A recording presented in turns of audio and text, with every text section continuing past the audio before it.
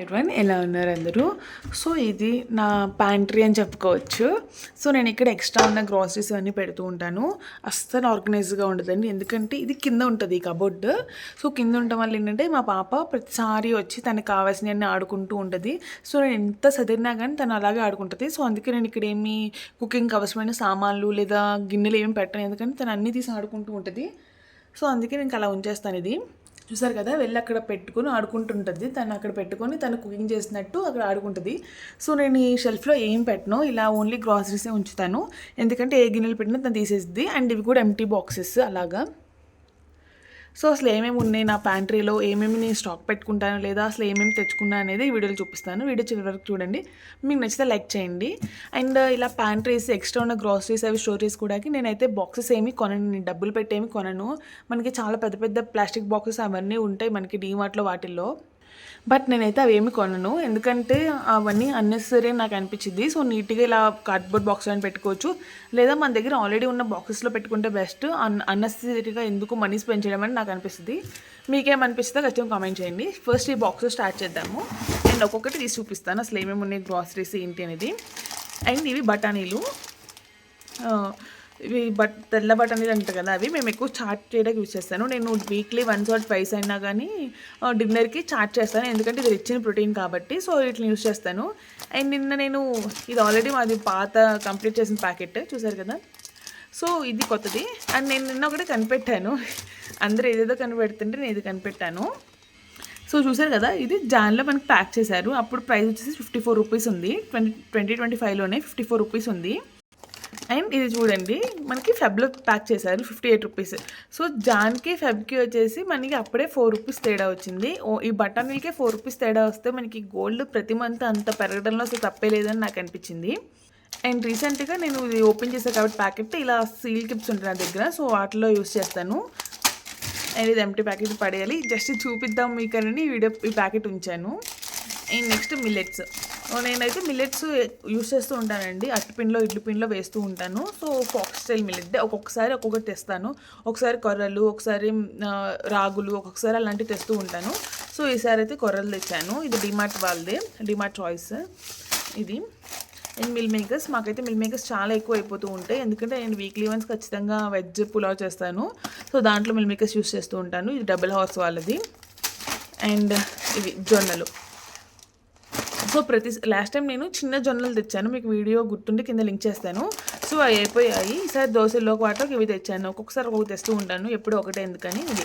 And దీని MRP మనకి 90 rupees అలా ఉంది. సో వీటిలో కూడా అట్టుపిండి ఇడ్లీ పిండిలోకి యాడ్ చేస్తూ ఉంటాను.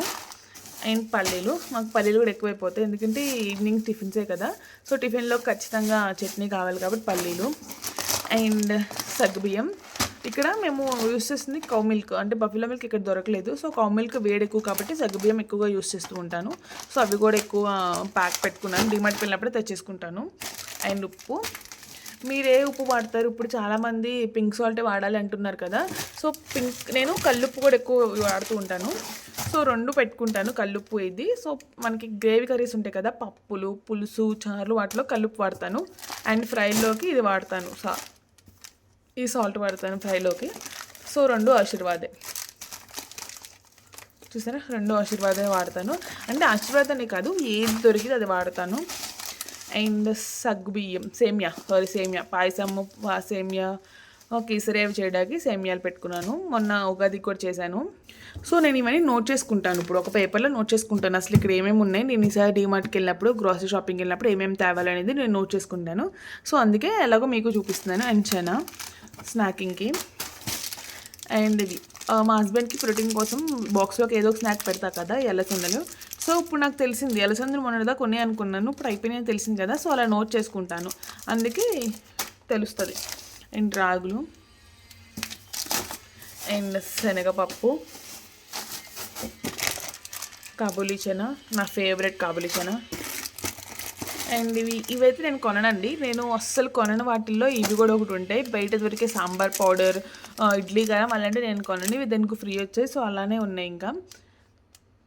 So with 1 pack of empty sambar powder. ఈ సాంబార్ పౌడర్ కూడా నేను కొనలేదు, మా అత్త వాళ్ళు కొంటే మాకు ఇవి పంపించారు. నేనైతే బయట దొరికే ఏ మసాలాలు, చికెన్ మసాలా, గరం మసాలా అసలు అలాంటివి అస్సలు కొనండి, నేను ఇంట్లో చేస్తాను.